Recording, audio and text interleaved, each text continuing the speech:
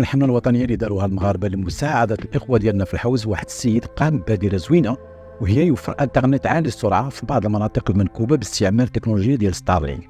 ستارلينك شركه تابعه لايلون ماسك كتوفر خدمه الانترنت الفضائي السريع في 60 دوله في العالم دابا. رسميا باقي ما دخلتش للمغرب، ولكن سبق واعلنت على الموقع ديالها بان المغرب غادي يكون تا هو من المستفيدين من الخدمات ديالها ابتداء من العام الجاي 2024. مشروع ستارلينك كيهدف على مراحل الى ارسال 12000 قمر اصطناعي صغير على مدار قريب من الارض.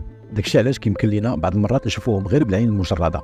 هاد الاقمار الاصطناعيه هي اللي غادي توفر انترنت عالي السرعه في جميع انحاء العالم، وخصوصا المناطق النائيه اللي كتفتقر لتغطيه جيده في الانترنت. وهذا هو الافونتاج ديال ستارلينك. ايلون ماسك تيقول بان ستارلينك مديور اساسا المناطق الغير مكتظه بالسكان. دابا يلا تم ارسال 5000 قمر اصطناعي كيوفروا على حسب المناطق في العالم دي بي كيتراوحوا ما بين 50 ميجا و200 ميجا ثانيه.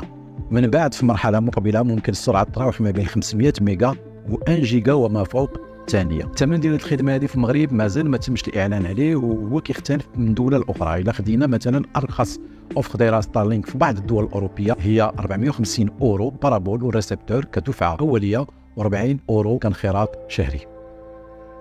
المهم المحادثات جاريه دابا ما بين ستارلينك والسلطات فيما يخص الاجراءات القانونيه والتقنيه، وكنتمناو تشمل كذلك مراجعه الاثمنه اللي كتبقى مرتفعه.